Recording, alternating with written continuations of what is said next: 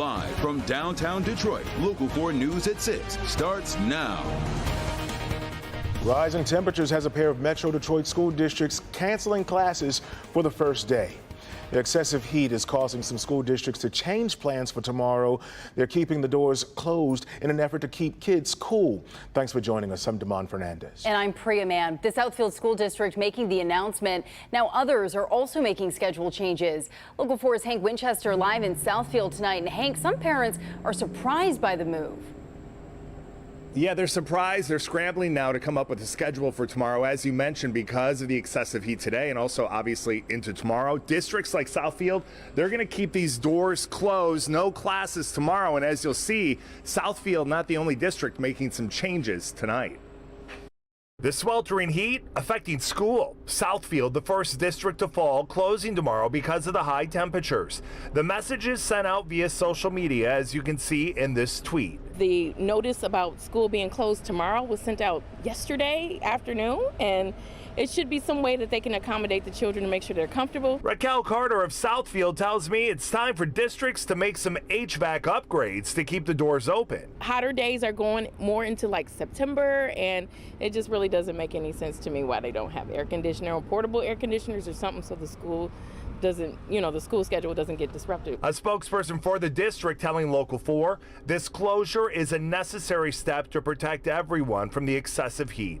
We understand the inconvenience this may cause, but we believe it is in the best interest of our school community. I would like to reassure our parents that we are diligently working toward enhancing the learning environment for our students, including the needed upgrades of heating and cooling systems in all of our buildings. The reality, though, is without AC, the temperatures could soar in these old, outdated buildings. Here's forewarned meteorologist Brian Sherman. These kids are in classrooms for either 45-minute periods or 90-minute blocks. You've got a lot of body heat in one room. You combine that with no air conditioning, and it's already hot outside to begin with and a little humid as well. It's just not a good recipe for kids that are in a school with no air conditioning. Back out here live in Southfield, yeah, the reality is it can get real steamy inside these buildings. Now, the district superintendent here in Southfield says they're working to raise the money, the funds to upgrade all of the buildings, to get AC in throughout the district. But as of right now, they're just not there. They're staying in touch with forecasters at Local 4 to see what the weather will trend like in the next few days before they make a decision regarding Wednesday. We're live here tonight in Southfield. Hank Winchester, back to you. Yeah, certainly not a cheap or easy fix. All right, thank you, Hank. We've also confirmed that Detroit Public Schools will be releasing its students 3 hours early tomorrow because of the heat. All regular and daily transportation will be provided for arrival and dismissal, but all indoor after-school activities are canceled. Outdoor athletic activities will happen at the discretion of individual principals and coaches. Yeah, I had to move up my walk this morning. I had to get it earlier in the day just because I knew those temps were going to soar. Yeah, a lot of people talking about the rising temperatures. And so, Ron, you've been monitoring things. What are we looking at? It's been hot out there. Frankly, we have seen some of the hottest temperatures and the highest temperatures that we've seen all season. Looking into downtown right now, the skyline looking very nice. We do have a few clouds out there becoming partly cloudy, but let's take a look at those temperatures right now. 89 in Detroit, 86 in Howell, 86 in Pontiac, and 88 in Adrian.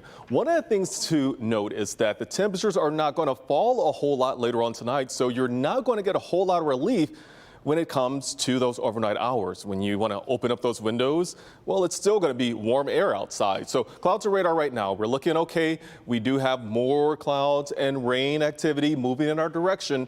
That's a hint to what's in our forecast coming up. Right now, we have the sky conditions anywhere from partly cloudy to even mostly sunny across our region. So this is what we're going to be looking at again for the temperatures across the area. For the next few hours, we're going to be stuck still in the 80s. You see temperatures at 87 in Sandusky, 86 as you get over toward Howell. Very warm air out there as you're looking across the area. The Midwest seeing temperatures almost up to 100 degrees over towards Sioux Falls. It is going to be another hot day tomorrow. I'm going to talk about those temperatures as well as a chance of rain coming up. All right, we'll see you in a little bit, Ron. Well, state police say a wrong-way driver should not have been behind the wheel after a crash on I-75. The 43-year-old woman believed to be at fault was driving with a suspended license. The wreck happened Sunday night. State police say she got on I-375 near Lafayette going the wrong way and crashed into several cars. She then headed north in the southbound lanes of I-75, crashing into a Ford vehicle and other cars near Kniff. The at-fault driver and the driver of the Ford are in critical condition right now. Detroit's Labor Day parade has long been one of the most important in the nation. We've hosted presidents, presidential candidates, even former presidents. This year, they didn't have that much political firepower, but as our Rod Maloney explains, there's a vitally important undercurrent many in Metro Detroit are concerned about. Years ago, they used to march down Woodward Avenue and Michigan Avenue together with every piece of big equipment from here to Lansing. Well, they've been off for a few years and they're taking a slower stride to get back, but they still had the thousands upon thousands of Union faithful marching down Michigan Avenue with one thought behind it all. What is to happen with the UAW and the Big Three national contract? We are the union! We are the union! Roughly 15,000 of the union faithful, from pipe fitters to electrical workers to government employees, all out to celebrate union wages and jobs. As happens every 4 years now, the parade shifts its attention to the UAW because traditionally its membership set the gold standard, allowing for everyone else's success.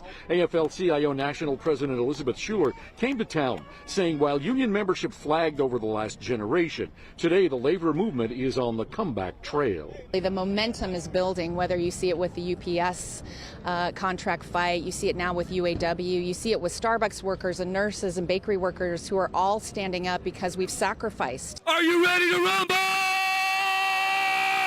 And a fired-up Sean Fain remains unwavering in his insistence the domestic three pony up for his membership, who've watched the auto companies pull in billions in profits without spending much on union workers. He says that is all about to end.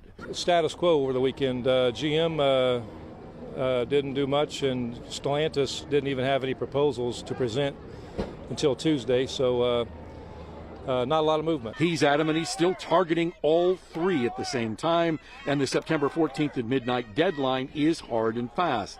UAW 600 member Latasha Henry is watching and hoping. I'm not really concerned about the strike. Do you think it'll happen?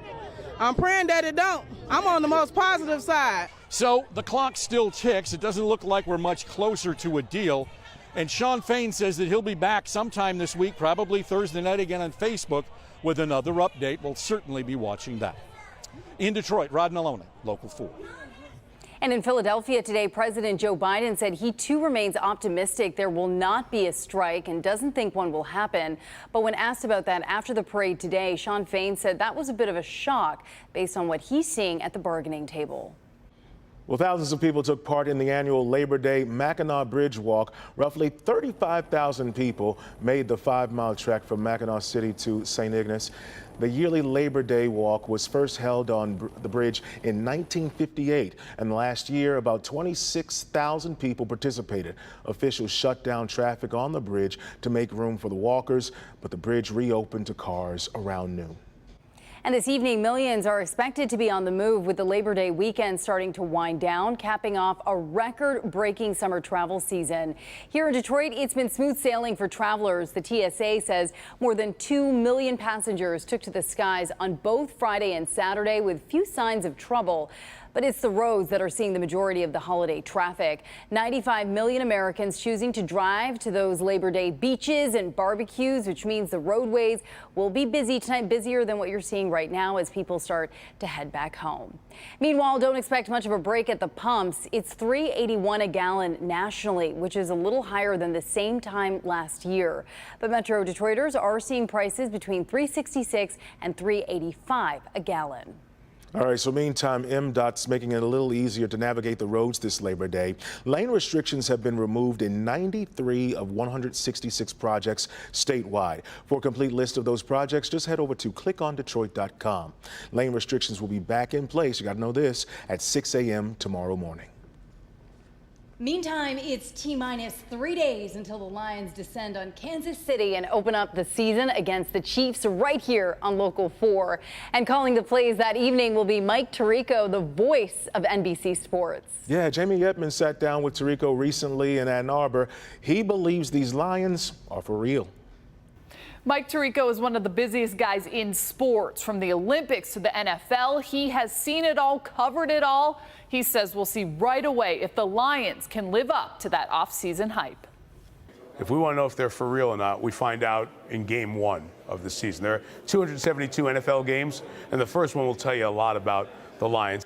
Mike Tirico says it's a tall task for any road team to win on the same night the Super Bowl banners are raised. Add in the Chiefs have one of the best duos in the league in Patrick Mahomes and Travis Kelce, and, well, it won't be easy. The Lions have put themselves in position. I've warned people all summer just because the end of the year was great. And the last time you saw the Lions on TV in a game that mattered, they were ending the Aaron Rodgers era in Green Bay on NBC. It doesn't mean that they're going to pick up right where they left off. But they've done all the things, building the team, getting through training camp in the offseason to be in position. On top of making the right moves on the field, Tirico believes the right decisions have been made off of it. The culture has changed. The tide is turning. I think of the Jets game. You think of a couple of games during the year as games the Lions of old would have lost, but they won. They learned how to win last year. That 8 of the last 10, they learned how to win. They're not waiting for the other shoe to drop. How big is it, do you think, to have Ben Johnson back, to have Jared Goff, to have these guys know this system and just re-rack, do it again? I think that's huge. I think it says so much about where this organization is going right now and what has been built, starting with Sheila Ford at the very top and Chris Spielman and Rod Wood, the team president, and Brad Holmes, what everybody's built there, that Ben Johnson had head coaching opportunities and said, no, I want to stay here. That tells you from inside what they think they have there. That was perhaps the loudest statement in this offseason of what Dan Campbell and this regime has built, at least to me. Analysts believe this team has what it takes. They're favored to win the division, and if that happens, watch out. There would be nothing like a Lions parade or a Lions playoff game downtown in Detroit. Chills. That would drive the whole city off the deep end. One thing is for sure, Lions fans are ready to dive in. Jamie Edmonds, Local 4. And Local 4 is all in on the Lions. Both Jamie and Bernie are heading to Kansas City for the big game. We'll be live from Arrowhead Stadium beginning Wednesday and then bring you the game right here on Local 4, starting with our pregame show at 6:30 p.m. Kickoff is at 8:20, followed by our post-game coverage from the locker room and field. That's all Thursday on Local 4.